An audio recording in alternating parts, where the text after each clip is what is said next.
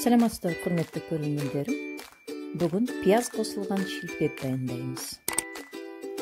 Оны аламыз, сары май, тұз, сұйық май және пияз аламыз.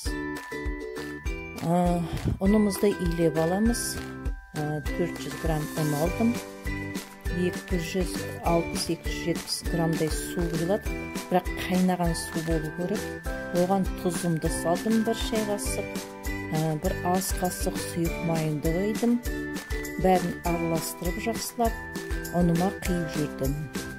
Ыстық болғасын алдында осылай қасықпен қамырымды иледім. Одан кейін қолмен иледім. Қамырымды жақсылап басып аламыз. Осылай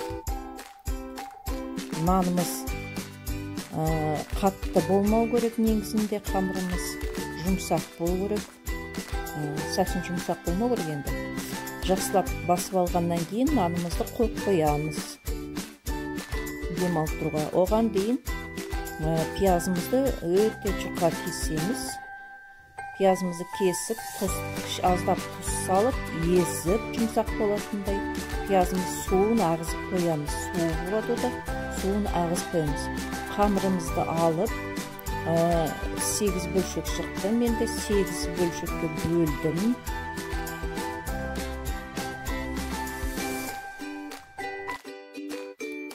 Қамырымызды есеміз. Өте жұқа қылдырып есеміз. Оны салып отырамыз. Есіп болғаннан кейін енді ортасына сары май жағамыз. Сары майымыз жұмсақ болу керек. Жақсылап жағамыз. Түгел жерінен қалдырмай түгел жағып шығамыз.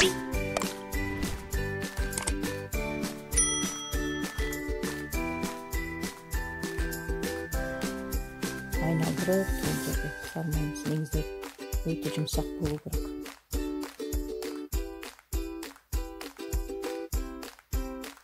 Түгел жағып шыққасын, ортасына аздап пиязымызды саламыз. Пиязымыз тұз салып, езіп, кішкене дайындап қойғанбыз. Сосын осылай орама сияқты орап шығамыз да, орағанымызды қайта орап қоямыз домалатып. Енді оны біз негізінде түгел қамырымызды илеп шыққанша дейін алдыңғы қамырларды бәрін холодильникке қойып қоямыз, кішкене аздап қатысын, сары майымыз артып кетпейтіндей. Бәрін есіп болғаннан кейін, бәрін жасап болғаннан кейін холодильниктен біртіндеп алып шығып, сарымсақ, пияз қосқан қамырымызды алып шығып, осылай жұқартып илейміз, есеміз. Одан кейін бәрін болғаннан кейін қызып тұрған аздап қиған сары майға қуырамыз.